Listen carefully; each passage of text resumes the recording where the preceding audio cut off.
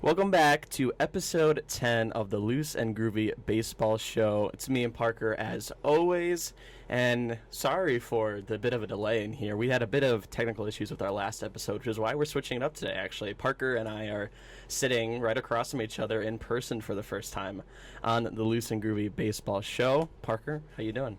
Doing pretty good. A little bit of a different setup here. We're currently at our university's library right now with a little podcast room, so it's pretty nice. Cool we got setup. the whole boom arm and the mic and everything, and we actually get to kind of sit in front of each other without huge delays over recording, so that'll be really nice. And so last week, obviously you guys didn't see the episode, but we talked a little bit about free agency. Roki Sasaki was one of the things we brought up, Willie Adames, and just some of our favorite moments from the year, but unfortunately that we did lose that recording. But this week we're just going to keep it up with the free agency talk and discussion, and we're going to be talking about the AL East offseason and kind of what we think each of these teams should do and how they could better either improve themselves for this upcoming season or, for some cases, even start to kind of sell the house and clear out for the future. And the AL East is definitely one of the more interesting divisions this year when it comes to that. So we're just going to get right into it. We're going to go top to bottom here from what they finished last year. So we'll go Yankees, Orioles, Red Sox, Rays, and then the Blue Jays. So, Parker, if you want to start, I'll throw it over to you for the Yankees, and we'll kind of start bouncing back and forth off each other. Yep, so we're just going to kind of go through each team's needs, and then just based off those needs, like who they should be targeting in this free agency. Getting to start with the Yankees, I think we can all agree on this one, especially with how he catapulted them to the World Series last year. But I think Juan Soto is the number one priority here. What do you think, Trav? You agree with that? Yeah, no, I mean, I wrote down like needs for this team, and in all caps I put Juan Soto. Yeah. I think if they want any chance of, I mean, even you could say competing in the AL East, I think, again next year with the Red Sox and the Orioles, who we'll talk about later, but I think if you want a chance to compete even in the AL East, you need to get Juan Soto back. And I know you were kind of touching on this with what you were saying earlier about how this team does start to get pretty bare when you miss Juan Soto. And we did see a bit of an issue this year of depth with the lineup when Juan Soto and Judge weren't going. So yeah, I'll kind of let you get into what you're thinking about that. And obviously imagining they do get Soto maybe, or what happens if they don't. Yeah, just looking at their lineup, like you were saying, that with those two guys, when they kind of start slumping, it starts to get really, really bad offensively.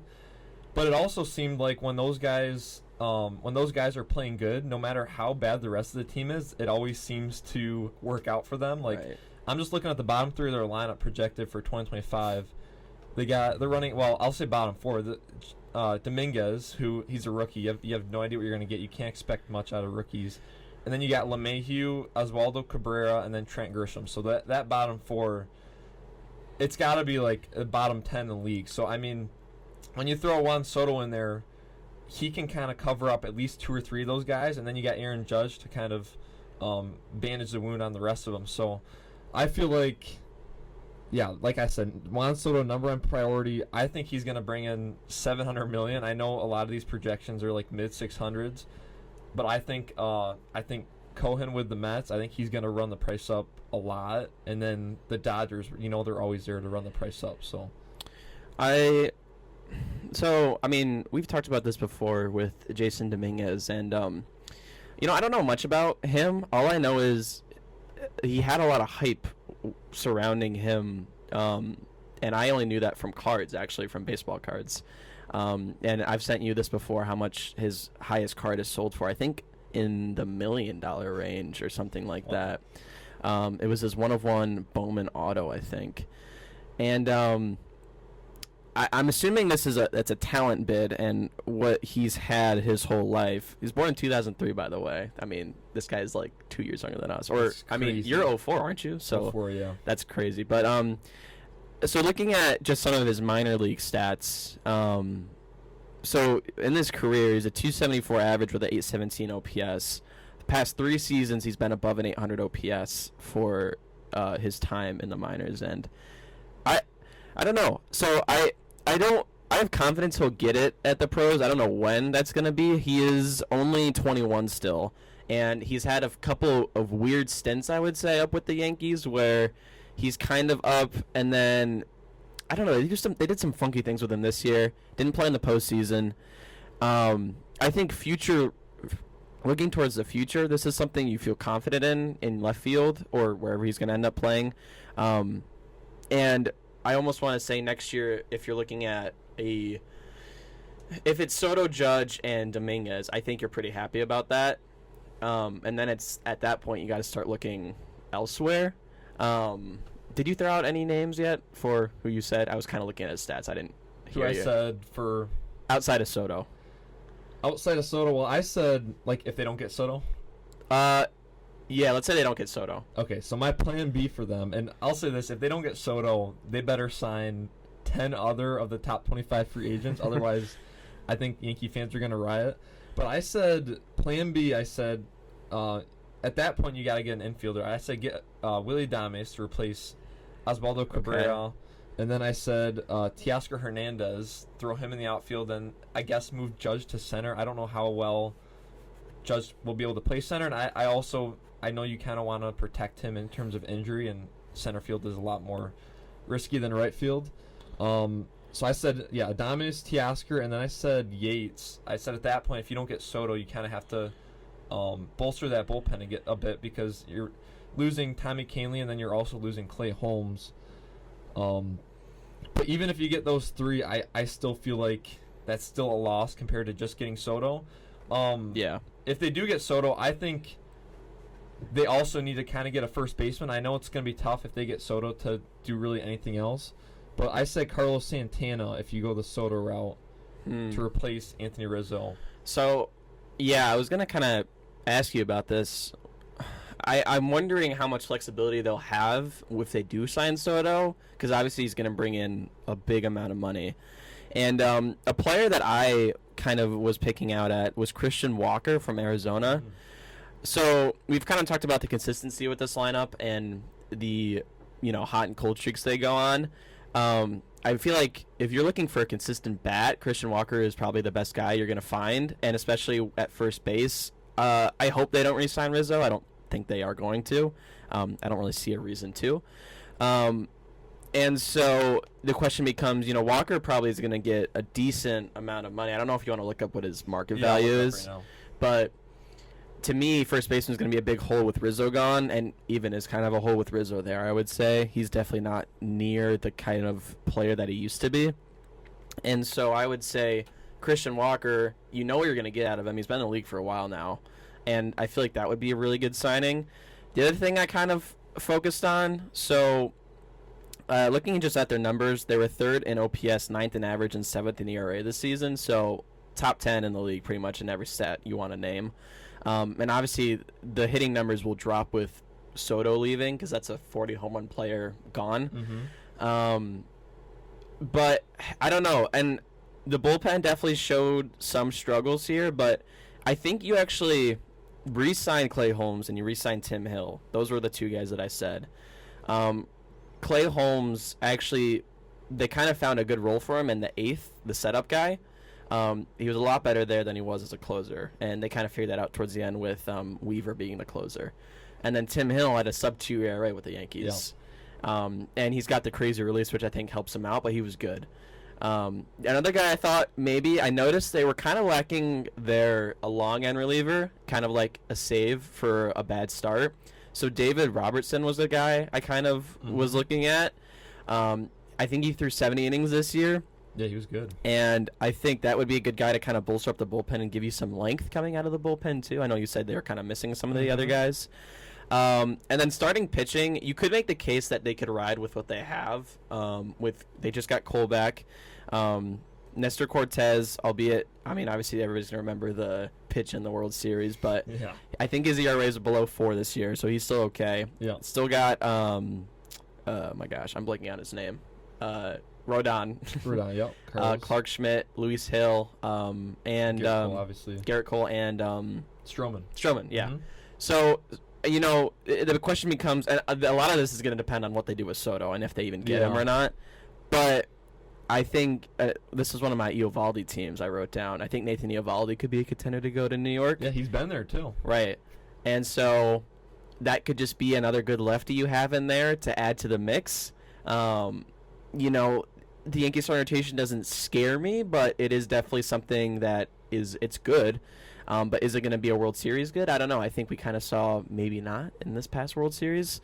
But yeah, I'll kind of give it back to you about some of these things I just said. But yeah, I think I agree with the starting rotation. I think the way I look at all these teams, I think you need, if you want to be a contender, I mean, not every team is going to be a contender, obviously, but you have to have 6 starting pitchers, I think, because it's almost guaranteed that one of them goes out with an injury early on. I mean, Luis Gil was out with an injury a little bit.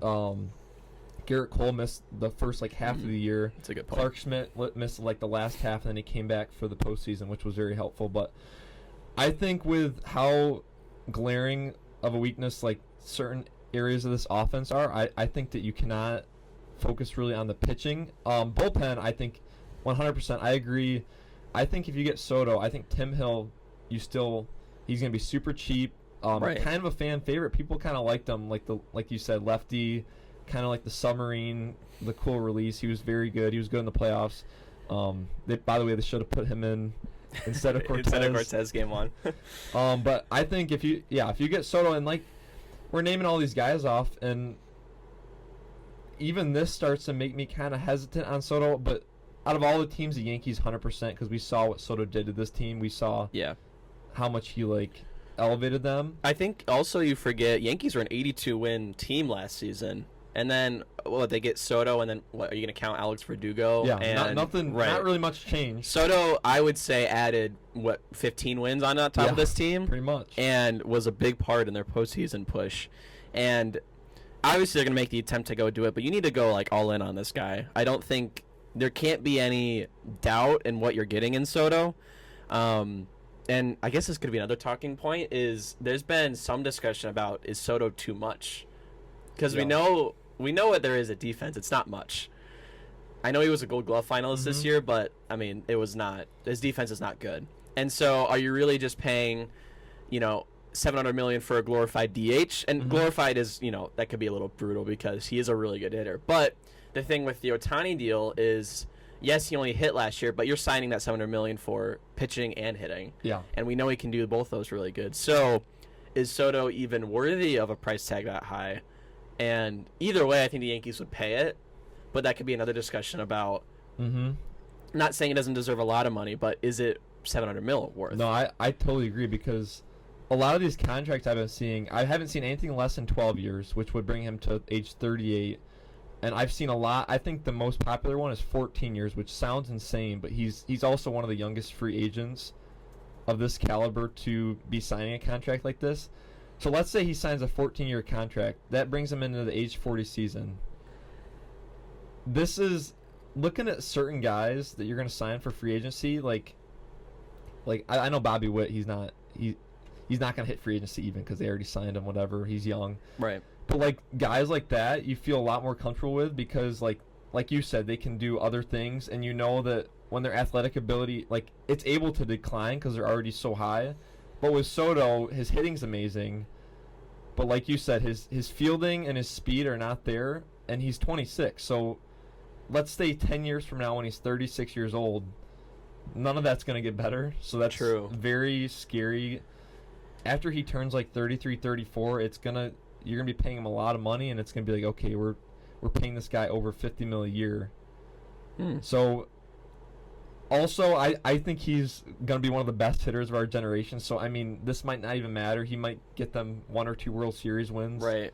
Or titles, but I don't know. It's definitely very scary. And like you said with Christian Walker, if they get Soto, I don't think there's any chance. So, I just looked it up. Spot Rack puts his value at $22 million.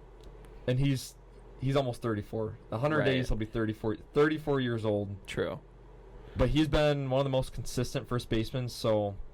I mean, age is definitely a factor to think about, and how long you're going to sign this guy for.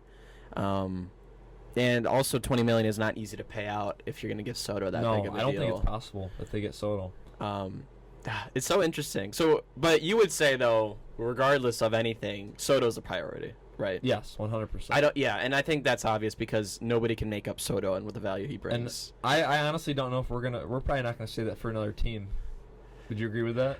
Yeah, I mean, I think you have the perspective of what Soto did for the Yankees, and it's kind of like, I think that's true. But then I think you could also make the case of, do the Yankees' needs extend just beyond right field, and that money you're using on Soto, is it going to be a big piece you're going to get, or are you going to get multiple smaller pieces? Yeah, definitely. But Soto also brings in so much more than just the talent also. I think he fit really well in New York. Yeah, it brings revenue too. I mean, just the 100%, jersey sales and everybody. 100%. If Soto's on my team, no matter how bad we are, I'm going to some games just to watch him. Exactly. And yeah, so I don't know. It's interesting. I think we gotta stick to they should get him though. Yeah, no, I agree. I think, yeah, it would be a huge letdown if Yankees enter in the season and Soto's not on that team. Yep. I don't think they can be anywhere near as good as they were last year without Juan Soto on that team. I agree. Do you have anything else to add for the Yankees then, or do you want to? I think we're all set with them. Okay, so is it Orioles are next, right? Yep, Baltimore. Okay, so Baltimore's in an interesting spot. They have been one of the best regular season teams in the past 2 seasons, but they've had 2 very, what do you want to say? Two Just disappointing. Disappointing losses in the wild card round the past 2 seasons. And 2 of their big free agents this year are going to be Corbin Burns and Anthony Santander. These were both huge pieces. Santander, one of the more underrated players in the league, over 40 home runs this season, I believe. And we know what Corbin Burns did. I think he finished sub-3 ERA, and he was kind of the front runner for that starting rotation, which was pretty banged up for most of the season. So the general belief is Corbin Burns is going to be gone. I don't think they have the money to sign him based on what the money Burns is going to be expecting to get. So then you look, okay, we need a front guy again. And I also thinking about the bullpen, Felix Bautista is coming back this season, which is huge. Still could use some pieces out there. Grayson Rodriguez should hopefully be healthy again this year too. So it is tough to say here. I think one of the bigger targets they could go after for a front-end guy is Max Fried from Atlanta. That's what I have pulled up right now, yep. He's a lefty, one of the better pitchers of the past couple seasons. He's got the pedigree. I think Max Fried is going to bring in a lot of money. I know Parker just showed me. But near $23 million annual salary here. And I think that's well worth it. You need a front-end guy. And yeah, I don't know. I can kind of bounce over to you before you get into some of the hitters. If you want to, hold on. Well, yeah, I'll keep going. So I also wrote Eovaldi for this team. I know I said I didn't do it for every team, but he seems like a really good piece for this too. Another guy I was thinking about is Colin Rea from Milwaukee. He'll be cheap, and if they need another guy here, I think he'd be a good pickup. And then looking at some other positions, I don't know what you're going to think about this one, but so at catcher, they have Adley Rutschman. Oh, uh-oh. And Rutschman did struggle this year. He played a lot of games. Hold on. Hold on. Stop. He played a lot of games. I think he was upwards of 120. So his OPS was just a tick above 700. And so he's still young, still got a lot of time. I'm not saying anything about his talent. I'm saying you bring in a veteran catcher to help take some of the pressure off Adley, help him develop. You know, maybe he plays like 20 less games this year or something. Just help him ease into it a little bit. I wrote down Kyle Higashioka as a catcher just to get a 1-2. And I'm not saying Higashioka plays they even split here. I'm just saying you get, I think he's like 36. You get a veteran presence here with Adley, and you kind of help him continue to ease into being a full-time catcher, which I think he struggled with being last year. So I don't know. Okay. Well, and then I also wrote down, I don't know how realistic this is, but I think they need to re-sign Santander. I don't think you let him walk. I don't know how much money he's going to bring in, and I don't know if they can pay him. But if you go the route of not trying to go after Corbin, I would hope they can maybe go after Santander. I know his average is pretty low, but 40 home runs is huge, and I think he fits really well in Baltimore. but I'll give it to you if Okay. you want to. So I'll start with, I'll be nice to start. I totally agree with the Santander. It's kind of clicked in my mind, and I just looked it up, and he's been with Baltimore all 8 years of his career, and I'll just go through the numbers. So his first couple years, he didn't get really any playing time, only like 120 games total in those 2 years. And then after that, 20 home runs, 11, 18, 33, 28, and 44. And his career OPS is 776. So I think you have to bring him back. He's super comfortable there. He is going to be kind of a hefty price for how... I don't know. He's not, like we were talking about with Soto, I think Santander is even less nimble. I mean, he's not going to bring like a high average either. Like you said, over 40 home runs, 44 bombs last year, 814 OPS, 235 batting average. So, I mean... That's actually 814 OPS with 44 home runs. Doesn't that seem kind of low? That's extremely low. So that just means... It just hits tanks, and that's it. Which, I mean, 814 OPS, that's still nothing. No, right. It's still good. He's still scoring guys a lot, but I saw he was projected at like 4 years, like 80 mil, which I don't know if you want to pay that for him after having that season last year. Right. Well, you know what you're getting with him. You know you're getting home runs, and then you kind of look towards the rest of the lineup and say, okay, where's the average coming from? Yeah. Is that coming from Gunnar? Is it coming from Adley, who you'd think it would be? And he's a switch hitter, which is huge. Right. It's always huge to have switch hitters in the Exactly. lineup. Now, I don't think I could agree any less with the Adley thing. You said you're saying it as, it seems like you're saying it as if he's a rookie. We have to know that he played, this will be his fourth year this coming year. His rookie year, 13 home runs, 42 RBIs. Okay, he didn't play much. I think he came up later on in the season. He played 113 games that season. 5.4 WAR still, which is super high. 806 OPS. Last year, followed it up with another great year. 20 home runs, 80 RBIs. Played 154 games last year. Yeah. Missed 8. That's and impressive. It didn't seem, playing that many games didn't seem to affect him. And then going to this year, okay, yes, he didn't have a great year. Still above average hitter, 107 OPS plus. Still 19 home runs, 79 RBIs. But with how good he is, I know you want to take a load off him, but he's starting to get in the middle of his career, and catchers usually, if they're good, you can go like almost every day. Bringing in a guy like Higashioka, I don't think you should do that. I think that's just gonna liability. But so, and there are catchers who obviously succeed playing 162 games, and Adley is very clearly the 154, 148 the past 2 seasons. He had 101 strikeouts 2023, 103 in 2024. Similar home run numbers. He had 20 and then he had 19. I don't know. Maybe it is a far stretch, but it was hard to see Adley struggle so much towards the end of the season and in the playoffs. I mean, he did nothing. And he is 26. He's still very young. But like you said, also, this is going to be his fourth now, almost full year heading into next year, which is really crazy. I don't think it'd be a bad thing. Higashioka is probably going to make less than $2 million. And so, even if Adley gets hurt, then you have another catcher back there to help in that. And Adley stayed healthy, which, that's great. I want him to stay healthy. But even if you do something like, I don't know, 120, 42, but then is Higashioka giving a sign at that point to play 42 games with them? That's the other thing you have to think about. So maybe it is outlandish. So you really think that they should take away? So he's been sitting at around 150 games. Adley has the past couple of years. You think they should take away 30 games of Adley production for Higashioka? Maybe not, because they know what they have in Adley, and maybe it's just a time thing, and you got to give him time to grow. And maybe this would be more of a conversation if he puts up a similar season next year. Because Adley, I mean, you and I can both agree, Adley should not be a 700 OPS hitter. I think we know that. Yep.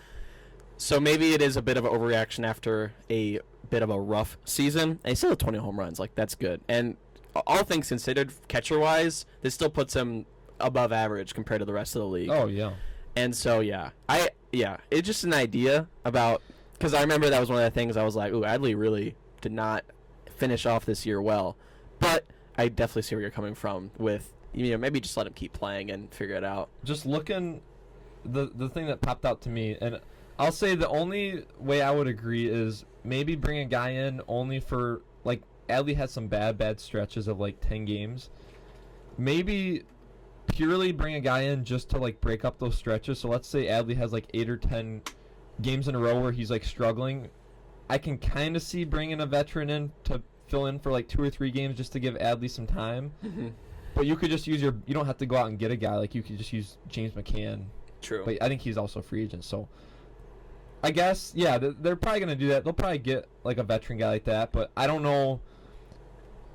I can agree with that, but don't take as much off as you think. Mm-hmm. Like, maybe take off like 8 or like 15 games, and then like just a bench bat for like later on in the game if somebody gets hurt or something. Yeah. But just looking at Adley's numbers real quick before I move on to the pitching side of things. Last year, and you kind of went through these numbers, but 92 walks, 101 strikeouts. This year, 103 strikeouts, so pretty much the same amount of strikeouts, but 58 walks. So all the other numbers, like last year, 20 home runs, 80 RBIs. This year, 19 and 79. So pretty much the exact same there. Hits and everything, doubles, look pretty similar, but it's just that it wasn't seeing the ball in terms of like plate discipline. So I don't know if that really affects like what we're saying here, but I just wanted to point that out. Now going on to the pitching side of things, Max Fried, before you brought him up, like 5 seconds before, he popped in my head, so I'm like, okay, I'll just do a quick search to see. Yeah. He's projected to go for like 8 to 10 mil per year less than Burns, which is huge. I do agree. I don't think they're gonna get Burns, especially because he's probably the second best free agent on the market. I know we're not talking about the team, but you saw the tweet he sent out when the Dodgers won the World Series. Did you see that? No, what did it say? So I forgot exactly what the tweet said, but it's pretty much him hinting at going to LA. It was something like, I think it was either something with maybe talking about Shohei pitching again next year, and like, oh, the Dodgers are gonna be better, and he did like a tweet with like the eyeball emoji or something, or some. It was like some kind of hint or subtle thing of like, oh, maybe I can go to LA, and I was like, dude, that'd be crazy. But you can keep going. No, I like with that. I don't think like are the Orioles going to compete with the Dodgers for Burns? No, absolutely not. Yeah, there's no way. So even Fried might be tough because the Orioles haven't really proven that they're willing to spend that much money. They've gotten good purely based off of getting all these high draft picks because they were so bad in the early 2010s. Well, and the farm system is so amazing. Well, we can't forget about that. Yeah. Yeah, and it's like, it's so, the Orioles, this is why I lean into more of like, you have to spend here. You have to, because you have all this young talent coming up, and I don't think you can just sit on your hands and wait for these guys to like turn into the superstars. Like Gunnar obviously did. Adley, you could still say is a superstar for sure. But the Red Sox are spending, probably. Yankees are definitely spending. I just, you can't get lost in this divisional race, because you're also going to get lost in the AL. And I feel like the Orioles sit on their hands again here. They're going to have a very similar result that they did the past 2 seasons. Yeah, similar, if not worse, honestly. Probably, in the regular season. So plan A, Corbin Burns. Like we said, that's very unlikely, so we can just scrap that. Plan B, Max Fried, and even that might be a little tough. And then after that, I think this is probably the most likely, but I said Sean Manaea would be perfect. You don't think I think he's staying in the, I mean, well, it's gonna be But I think Steve Cohen, I think he's gonna have other focuses, but they definitely will be trying to bring back Manaea. But I think like it would that'd be sick. Yeah, like 3 years, like 40-45 mil. I think that'd be perfect. And he would kind of fill in that veteran presence that Corbin Burns had from last year. Yeah, so I also said I think their bullpen needs more. I know Felix Bautista, he should come back full recovery next year, right? Yep. Okay. So Felix Bautista, and then you got Cano. I like those 2 guys a lot. They've been amazing. They got Seranthony Dominguez from Phillies this past season, during the season. Huge. But I do think with all those Rays, I think they do need a lefty. So I just threw in a cheaper lefty. I said AJ Minter. He's been pretty good the past like 5 years. He's been consistent. Last year, I don't know his numbers. But I know he had a stretch where he was decent. If you want to, I got you. Check those out. But just a cheap arm like that, and Yeah, pretty much just go get a middle to high end of the rotation arm. And then I said, this is going to be interesting to you. I want to hear what you think about this. But so right now, they had Ryan O'Hearn, who only played against right-handed pitchers. I think what they should do is, and tell me if this is spending too much money for a guy that is only playing a certain amount of time, but I think like a platoon guy? Yeah. So I think they should have Ryan O'Hearn platoon against righties, and then they should bring in Tyler O'Neill against lefties. And you can say your argument, and then I got my rebuttal locked and loaded. So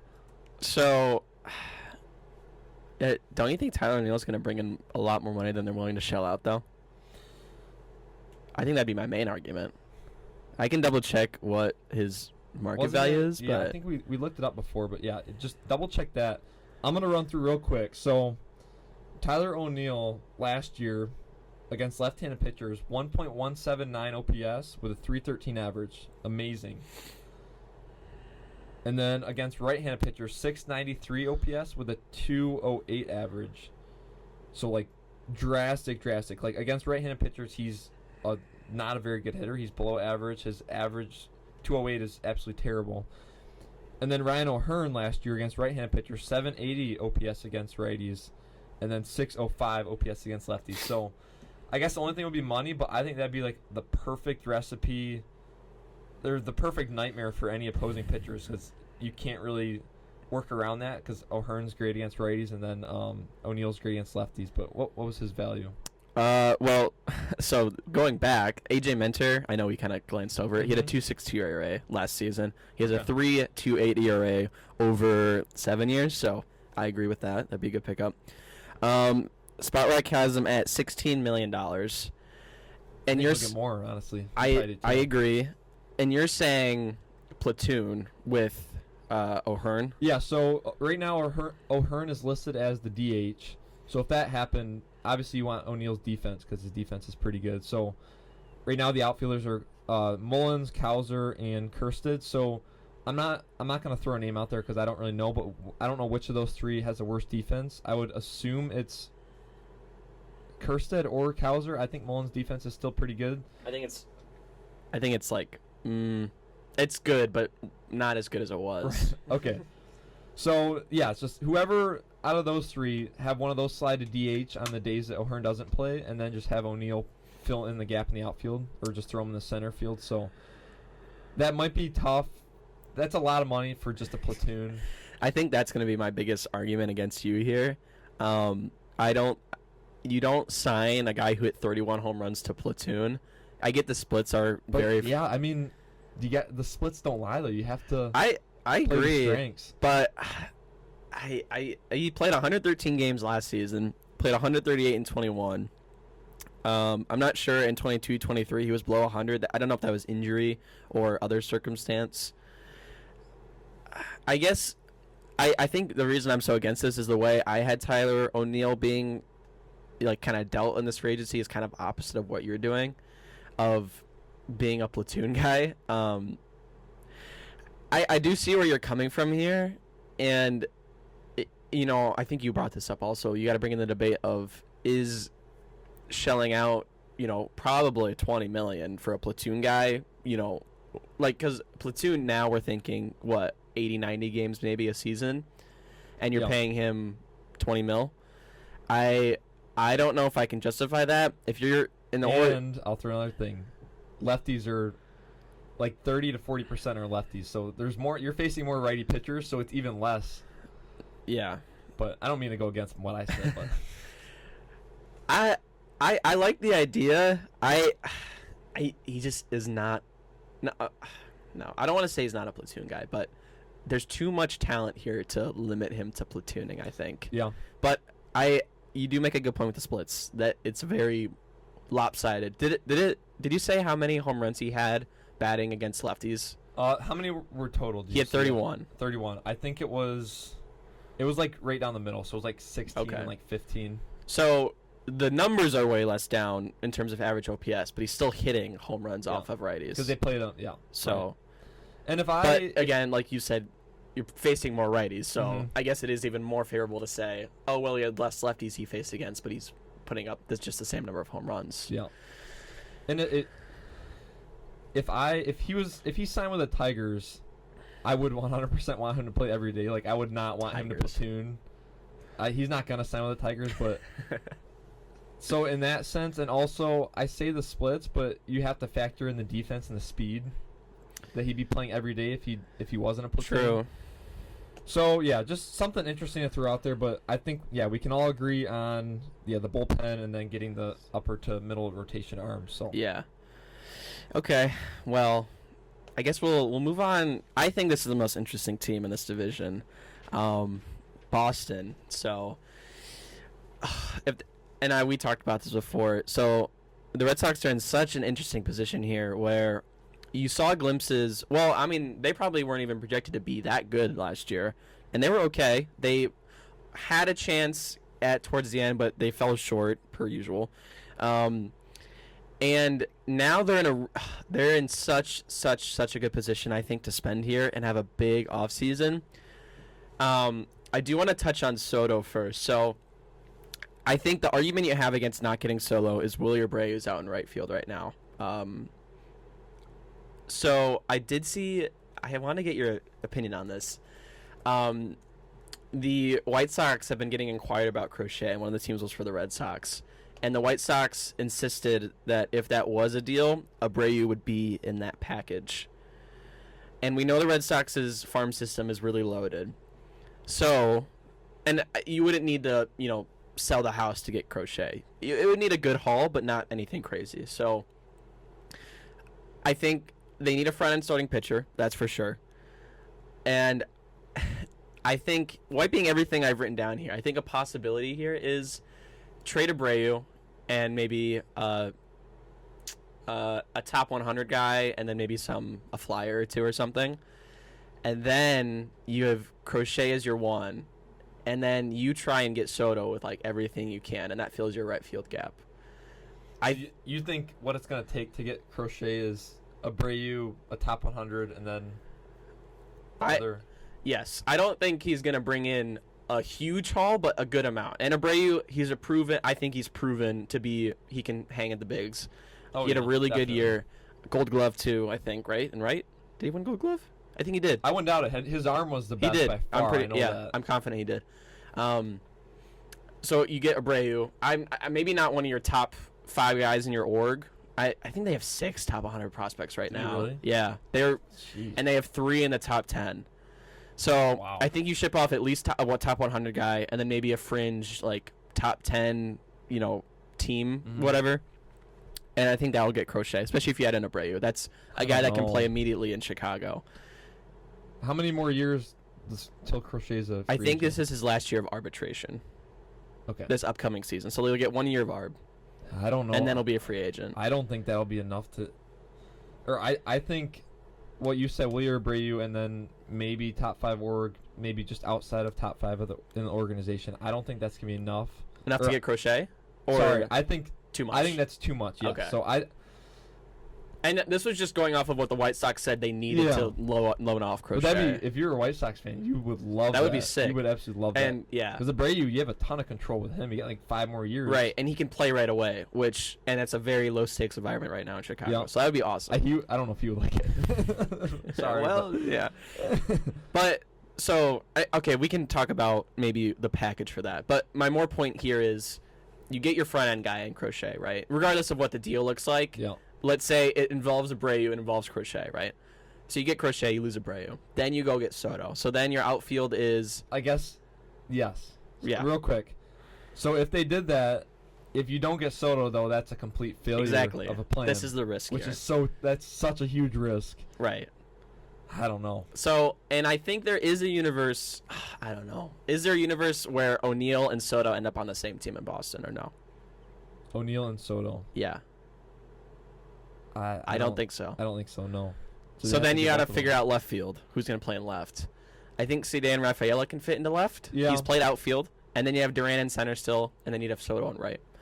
But then you sacrifice some of your other holes on the team, which I think there are a couple. I think DH is one. not saying Masataka Yoshida can't be like kind of pick it up, but he struggled a bit. And then you also worry about, you get Corbin, right? But then, what else is there at starting pitcher? Yeah. And you could also make the argument, well, the Red Sox don't need much offensive help. They were 6th in team average, 7th in team OPS last year. So if you re-sign Tyler O'Neill, that gives you some wiggle room. But then you still need to go probably get a big arm, I think. And that's also where Corbin Burns comes into this. I think Boston should be,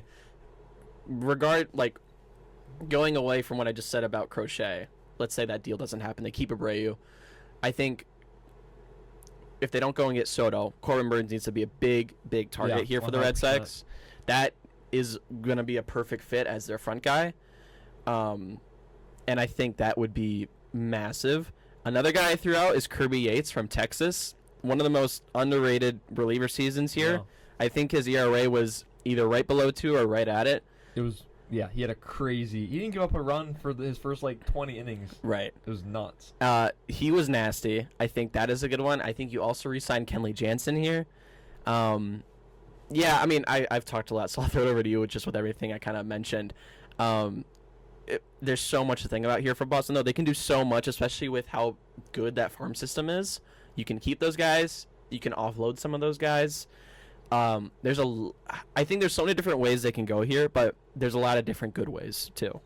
Yeah, I think while it'd be cool to see it happen, and it would cause chaos, the Abreu, Crochet, Soto route, I think there's way too many if-thens. Like you said, if they got Soto, if this all happened with those 3 guys, like you trade Abreu, get Crochet, and then you end up getting Soto as part of that whole plan, like you said, then that would open up O'Neill. There's no way they could get O'Neill. Yeah, I feel like in that case, just too much would have to work out in their favor, and I think there's too many competitors for all these guys that would be extremely tough. So I went the route, like you said, I went the Corbin Burns route. I think 5 years, around 180, which is 36 a year. I think he's gonna bring that in. I think you put all your chips in to get him. I think that'd be massive for them. I love what they're doing. They're starting pitchers, and I haven't seen this in the past besides this past year, but their pitching development was amazing last year. Tanner Houck went from being a bad pitcher to last year 3.12 ERA and 180 innings, just a workhorse.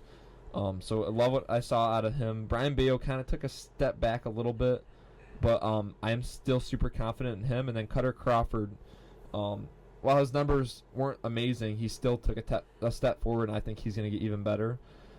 But yeah, having Corbin Burns slide in at the number 1 and then moving Houck to 2 would be amazing for that team. But now looking at the bullpen, I also had Kirby Yates as the number 1 priority, even getting Corbin Burns.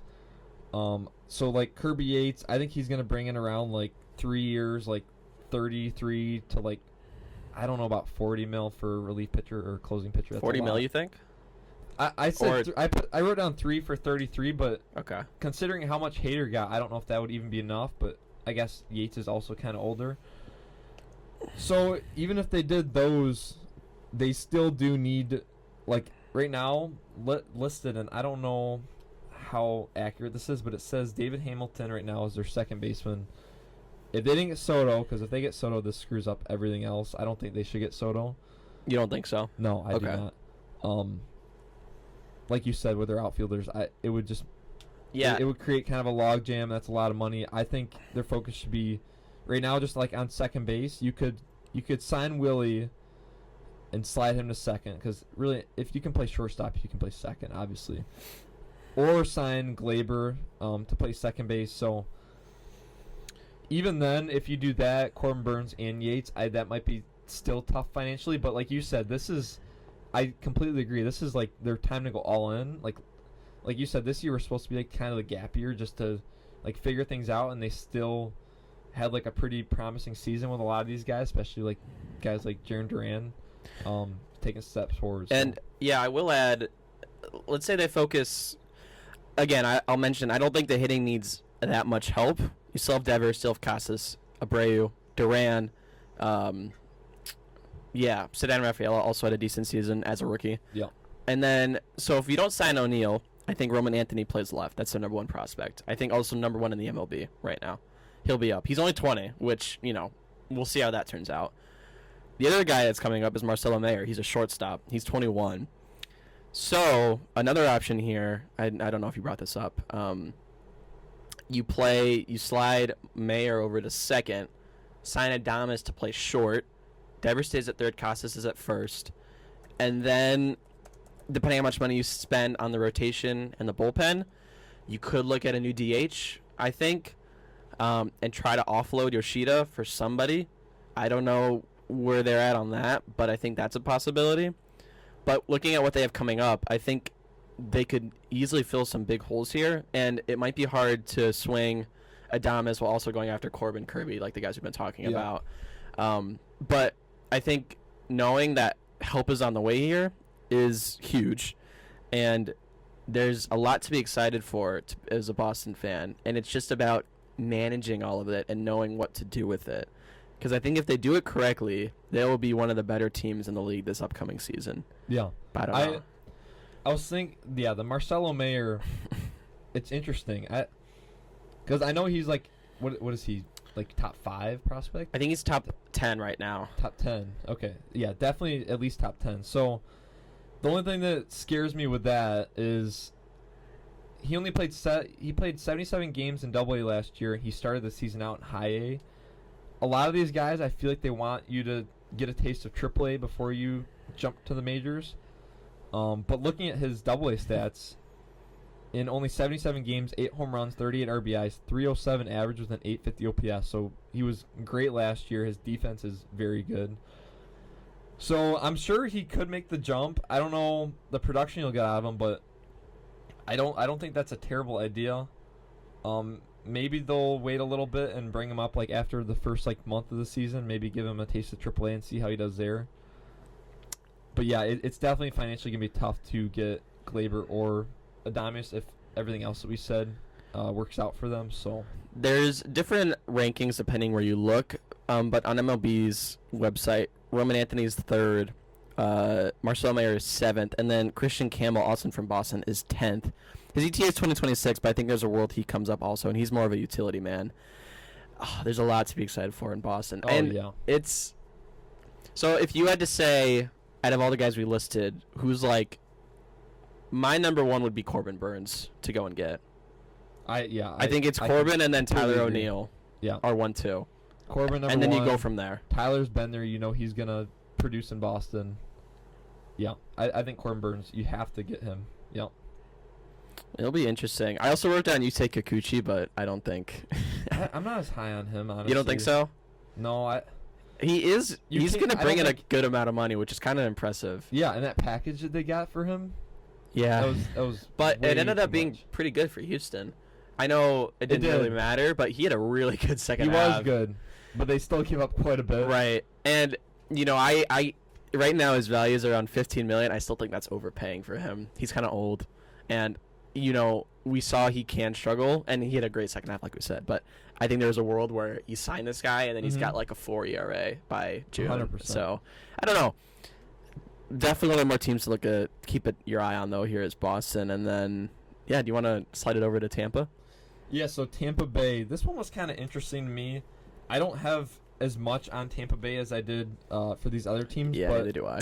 I'll start with, I think, first of all, there's nothing to be I know it's sad with the whole stadium thing. They're playing at their minor league. That was their Soto money. That was the money they used to go get Soto, the $80 million. Yeah, right. Gone. It's so funny. To a new roof. So, okay. Their offense, I so bad. hate their offense so bad. So much. Their offense, it's even a poor man's Seattle Mariners. Poor man's White Sox is what I like to say. Okay. No, they're 29th in team OPS. The one team they beat was the White Sox. Yeah. But I will say their starting rotation I absolutely love. I think it's so promising. Shane McClanahan's going to jump in. I know he missed all last year with an injury, but I don't know if he's even going to start the season out. Do you have any? I'll check. I haven't seen much on him. He's kind of fell under the radar, but I am almost confident he's going to be back, but I don't know when. When he's played, he's been amazing. So I think he's going to be like perfect for their 1 or 2, and then Taj Bradley, he had an insane stretch. We talked about that in one of the podcasts. I like Taj. He ended the season kind of rough. Yes. Very rough, actually, because his ERA jumped over 4, but I think he's going to take a huge step forward. He's not even 24 years old yet. Ryan Pepio is also very good, 3.6 ERA in 130 innings. Jeffrey Springs, when he played, he was amazing.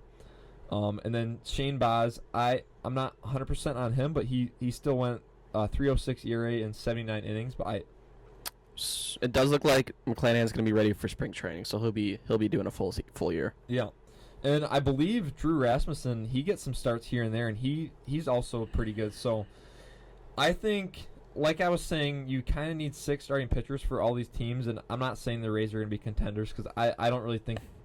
I think they're going to finish the bottom 2 in this division, almost guaranteed.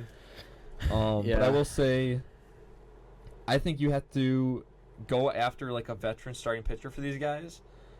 And I don't even know if this means a guy as like high of a caliber as Sean Manaea. I think I'm talking more like Jose Quintana, which might sound sad if you're a Rays fan. I did have Quintana I had him for the Blue Jays. I did not have him for the Rays. I didn't have any pitchers for the Rays. Yeah, so I'm looking. They don't do that, do they?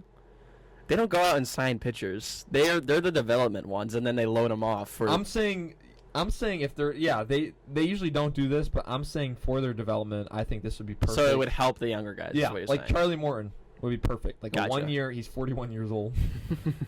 He's probably going back to Atlanta because it seems like he just loves Atlanta. But Charlie Morton, maybe 1 year. Frankie Montas, I think. Oh, Frankie. He's only 31 years old, so that's probably not really an option. But they're not going to get a good starting pitcher. Right. I don't think they're going to get any good free agents. No, honestly, they're probably not. And it's kind of sad, dude. The other thing I had was just for their outfield, because their outfield, it's very inconsistent. I just said Harrison Bader on a 2-year deal. Even then, Bader would seem like he'd go to Tampa Bay, honestly. But it is tough to say.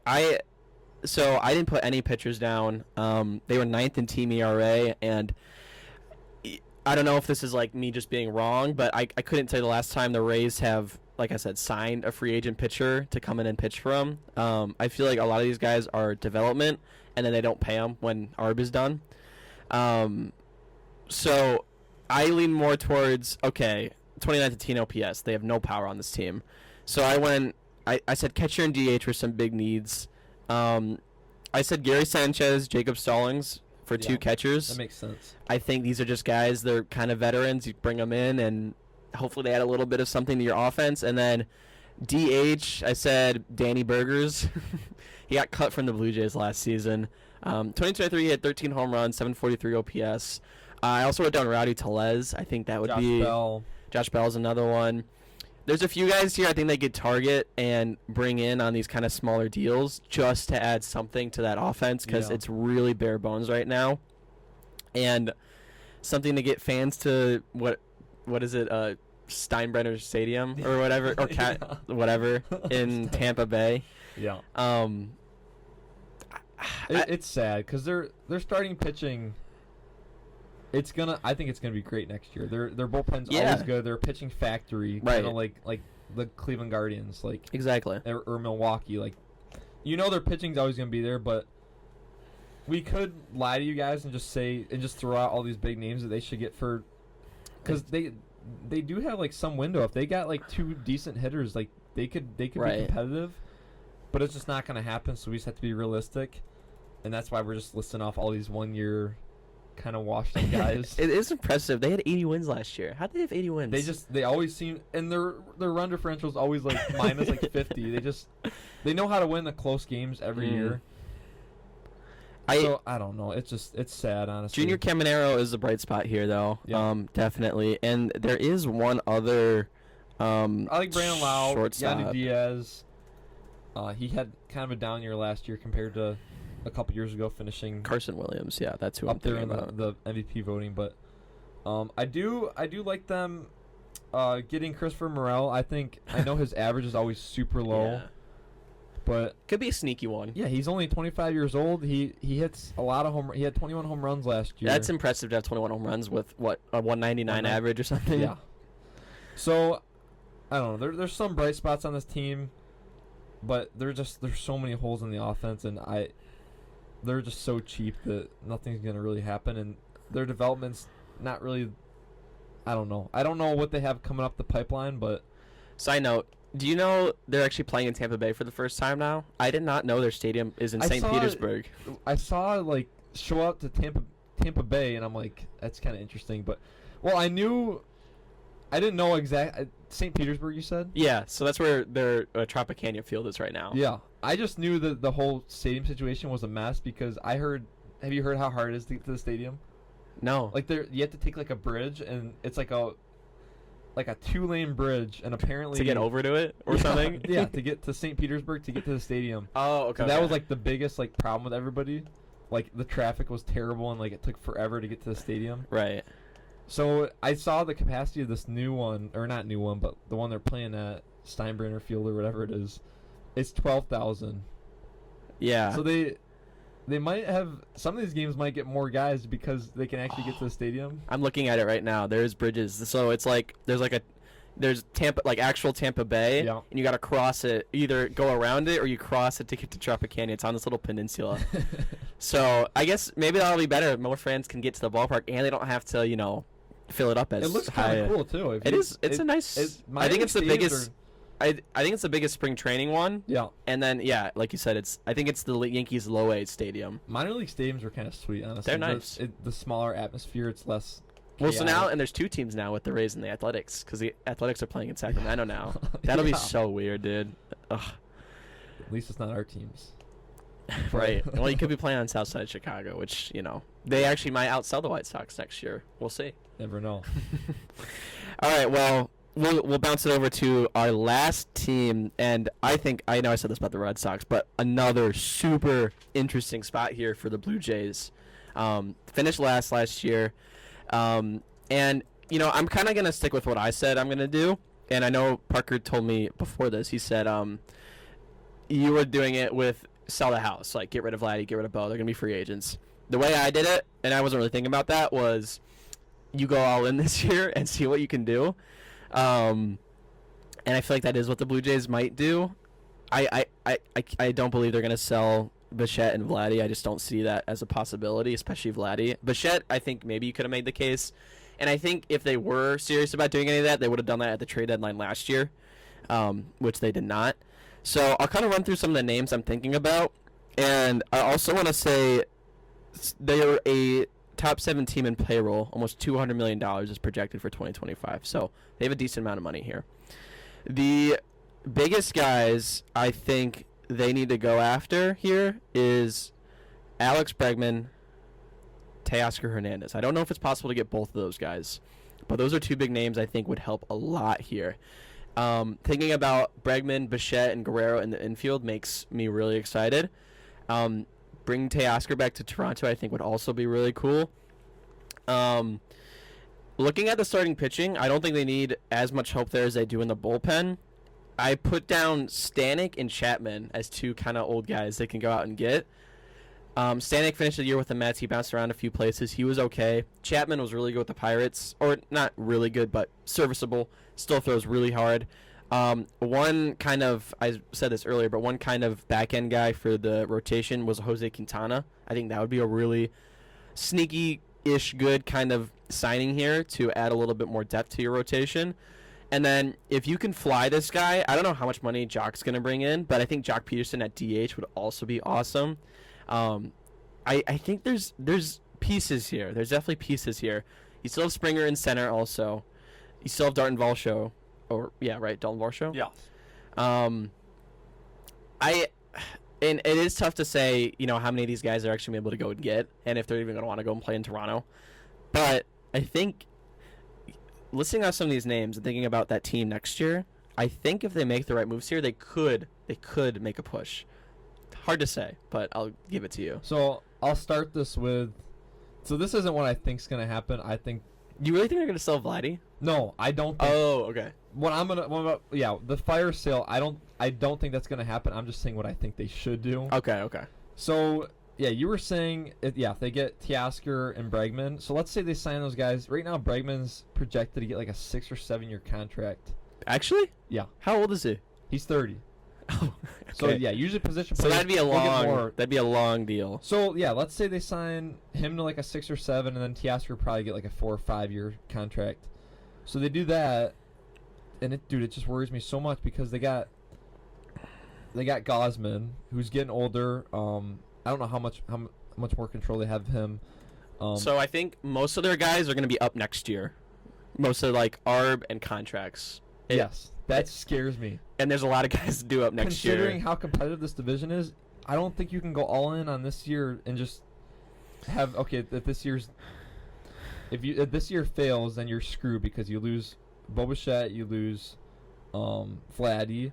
George Springer's getting old. He's been playing pretty poorly lately. Bobichette, what is he going to bring next year? Like, we're expecting him to come back completely. I don't want to say completely, but we've seen it before, I think is the point. Yeah. And it would not surprise me at all. So the main three they had last year, it was Gossman. He had a 3.8 with 181 innings. Jose Barrios, kind of an underrated player. He had 192 innings. He had a 3.6 ERA. And then Bowden Francis kind of came on towards the end. This is a guy who almost had 2 no-hitters. Yeah, broken up in the ninth. Yeah. He had 103 innings, a 3.3 ERA. Added Quintana to that, I really like that. Bullpen, not horrible. You could probably pick up a few pieces, like I said. Bullpen's never a huge weakness for any team, really. Right. And so I'll just kind of read through this lineup potentially with, let's say they get, okay, in the universe they get. That's a lot. Don't overdo it. So you just try those both. Throw both those guys in. Bregman and Bregman. okay. Let's just see. But then I would say, no, I'm gonna say Teoscar and Jock. I like that more. Okay. So I'm gonna go Springer, Varsho, Vladdy. Or no, let's go. I don't know where I put Bo. Well, Bo will bat 5. Yeah. So Springer, Varsho, Vladdy, and then Jock DHing in the 4. Bichette, Kirk, and then Will Wagner, Ernie Clement, Nathan Luke. So it kind of gets a little fishy there at the end. Yeah, but dude, Kirk, Clement, and Luke are. Oh. But okay, if you add Teoscar into that, he'll probably fit in, batting 5th. Yeah. So then it's Luke. I don't know. Varsho obviously is a great hitter. His defense is really good. It makes me a little excited if that was a possibility. So, okay, let's say you do that. After this next year, what do you do? Do you go sign more guys? I don't know. Like, you're screwed. Yeah. So do you think that even gets second in the division? That's not going to get first or second. You don't think? You think that's okay? You think that would pass the Yankees or the Orioles? Let's say or the Red Sox. Let's say we get the best of Vladdy, best of Bo. Okay, so those are 2, and then you get Jock, what he did last year. You get Teoscar, what he did last year. I know this is a lot of ifs, ands, or buts, but I'm saying there is a world where if they want to do this, they can. I probably don't think they should. No. But I think you either go all in or you go all out. You can't be sitting in this in between anymore. Yeah. And so I'm trying to make a possibility where, okay, you put out something that is going to scare teams. It's going to get you wins. It's going to drive in runs. And I think Peterson and Teoscar give you the best chance to do that. And adding like Quintana or something in the starting rotation. Well, okay. I guess the only thing that would make me think that's probably more likely than what I'm saying with the fire sale, but I don't know if they go that much all in. But this is a big market team, and these fans do demand a lot more than we think. I mean, this is the whole Canada's like on their side, so right. I think it'd be so much smarter to. So if they were to trade, they could get a ton for Vladdy. Not a ton, I guess he's a lot. One more year, but they could get a lot for 1 year of a guy. You know what you're getting 100% from him. Bobichette, you could still get a decent amount because looking at his track record, other than last year was a complete outlier, and he's still young, so it's not like he's just slowing down all of a sudden. And then, dude, you could get so much for Gosman, and then Barrios, like you could trade him at the deadline. You don't even have to trade him now. Bassett, like you get something for him. I just think you could get so much for these guys and set yourself up so well for the future compared to just banking on 1 year and then after that year you're just like true terrible. So I don't know. It just scares me a lot for them if they did sign all these guys. I want to try and find what it looks like for the Blue Jays 2026. I'm trying to find that, like, what their payroll would be for that. I'm gonna Let's see. 2025 or 2026? 26. Okay. Because like we said, there's a lot of guys that That might be tough to... Oh, no, I got it. So, Gosman's a free agent in 27. Bassett is a free agent in 26. Alec Manoah's still on this team. I forgot about him. Looking at the bullpen, Chad Green, Jordan Romano, Eric Swanson, free agents in 2026. Everybody else is like pre-arb. Okay. Kirk is a free agent 27. Vladdy, Bo Bichette are 26 free agents. Springer and Dalton Varsho are 27. Yeah. So it's those 2 years. There's a lot of guys split in between there, and the 26 with Vladdy and Bichette is gonna screw them. I think that really makes it tricky here. Yeah. I don't know. Do you think they should have done it at the last deadline? Yes, I think they 100%. I think they at least should have gotten rid of somebody or sold somebody. I hate when teams sit in this in between. That does nobody any good. Oh, it's terrible. You either gotta go for it or you gotta fold them, right, or whatever. I'll say yes. So we're saying if they do this, if they went all in and try for this year, I keep saying like they'd be like screwed for the next like 5 years or whatever, but you also have to look at it. They're a big market. Are they really going to be like in that big of trouble? Like they have the money and they spend money. Like they were in on the Otani sweepstakes. They didn't end up getting him. Yeah. There was like reports that he was like on a bus to Toronto or on a flight to Toronto at one point. Actually? Yeah. It was not real at all. But yeah. So if they did do this, if they got Bregman and Teoscar, they might. And let's say they get Bregman and Teoscar, or they lose Vladdy and Bo obviously to free agency. They might just sign Vladdy. That's like they still have. They're still willing to spend the money, so it wouldn't put them in complete. Yeah. It wouldn't sink them down too far. So I guess this might go against my point of signing. I just checked on this is MLB's website. They have one top 100 prospect. He's ranked 94th. He's 21 in rookie ball. Oh. Uh-oh. So then you got to talk. Out. So then I think your point is even stronger now of, hey, we have nothing coming. Nothing, pretty much. Why don't we offload the guys and we know we're not going to win. And I think you're right when you say even going all out, how much better of a team does it actually make them? Does it make them the best team in the AL East? Probably not. No. And you got to think about getting past that, and then you think about playoffs. I mean, what team are you going to be better than in the playoffs? Yeah. So now you think about, okay, you have good studs, you have good guys. We need to think about the future and actually get, some good prospects here. Because I guess they did do that trade for Kikuchi, and they got a pretty good haul for that. Yeah. But, there's a lot to think about. And I guess, so if they did do all this, they got Bregman, Teoscar, or let's say they got, who's the other guy you said? Jock. So they got Jock. If you look at that team, there's so much experience on that. That's like the one good thing. Yeah. Like you look at that team, the guys that we just listed off, they're all veterans, been in the league. Like they've had great success. Springer's had great success. Varsho's had success. Vladdy's like turning into a veteran now. He's not that young anymore. Bo Bichette, he's had success. Like, and then you look at their starting pitching. Bassett, Gosman, Barrios, like these guys they've been here for so long. Even like their bullpen, like Chad Green, I feel like he's been around forever. Jordan Romano, like they would have so much experience, and if they got to the playoff, I guess that would be like their biggest strength is just like guys that have played in the league so long. Like they're not gonna like crack like the Orioles, like they're young. We kind of saw that these past couple postseasons, so. I guess that's the only thing that would scare me in the playoffs, but I don't know. I will say now would be the best time ever to sell Bichette coming off of the the season. I think it would be really tricky to trade him at the trade deadline last season, but now I think the Blue Jays can go, look, he's had 5 seasons where he's a near 300 hitter average and above at 800 OPS every single one of those seasons. He had a bad year, but I think you could pitch the idea like new environment, new setting, new coaches. You can get Bichette back to what he was in 2019, 2020, whatever and such.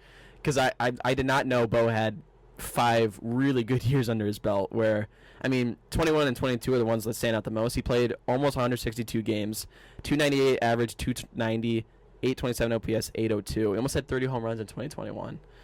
Like, pairing that with Vladdy again this year, if he gets back to that, and then like you said, I think realistic, like there is a world where Teoscar, Bregman, Jock, one of those guys or two of those guys, maybe they can make a push for something. But I think at the end of the day, probably they need to sell at this point. I think you're riding way too much of a risk doing this, and then you're just gonna have some old vets sitting around your team for a couple of years not doing much. Yeah, before we finish it off, so my last thing, you were talking about Bo Bichette. I'm just starting to think about it. So if they did trade Bo Bichette, he's going to like one of the top teams, because who else is going to get 1 year? Like the Tigers are not going to. Yeah. The up and coming Tigers aren't going to go for 1 year of guy. They want control at this point. So I guess that's.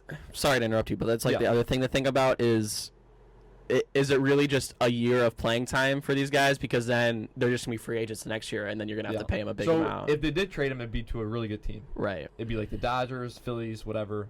Like a contender, yeah. So at that point, you should just wait till the deadline, because you can just bank on Bo Bichette returning to his form. Well, you hope. Yes. But you could get a lot more if Bo Bichette has like a 280 to 300 average. And then at the deadline, the teams that would have got him before the season started, it doesn't matter, because they're always at the top. Right. So their goal is to just, for the playoffs, they're just looking ahead. What would 1 year of Vladdy bring in? That's a lot. I don't know. You think a lot? I think a good amount. Like probably top 40, right? Like top all of them 40, will be. Top 50? Yeah. Well, it's not going to bring much more than that. I would say 2 top 100 guys. Okay. For Vladdy. I mean, he had a really, really good year last year. But like, do you want to give up? Would you say like 1 top 20? I don't think a team would give up that. True. Like that high. Yeah. Yeah. It would probably come from like the Orioles. But that's huge. Getting a Vladdy in your team. Yeah. Vladdy had such a good year last year. Like putting him in the Yankees. Right now they got projected DJ LeMahieu at first base. That's stupid. You know how huge that would be if they. Yeah. So maybe they could get like a top 15 or top 20 prospect for. Yeah. Right. Vladdy. Well, and then, and then you got to think about where they're gonna go in the offseason too. Yeah, I'm trying to look up what the vibe is in Toronto of like what they're thinking about doing, or if the GM has said anything about this. He probably has been very vague at all these different meetings and such. Yeah. But there is a lot to offload here, and I think we've said this a lot, but I think that might end up being the right move here. Thinking about all the pieces you could get back in return for these guys before you waste another year of their arbitration, and then you're going to lose them in free agency anyway. Yeah. So yeah, definitely, this is the most interesting division. I think there's just so much going on here. It's so competitive every year. I'm excited to jump to the AL Central with our teams too, and thinking about what we could do there, because I think Guardians are an interesting spot. I think the Tigers are, the Royals are. That's another interest. Every team is going to be interesting to find out this year. We're definitely going to take a lot more of a conservative route for those teams, because it's a little bit of a different vibe in that division. Yeah, a little bit.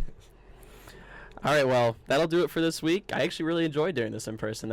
It kind of helped a lot, I feel like. Yeah, and I agree. Yeah, so be sure to check us all out on Instagram, TikTok, YouTube, Loose and Groovy Baseball Show across all those platforms. And yeah, we're going to see what happens here in the MLB offseason. We'll see you guys in the next episode. Thank you.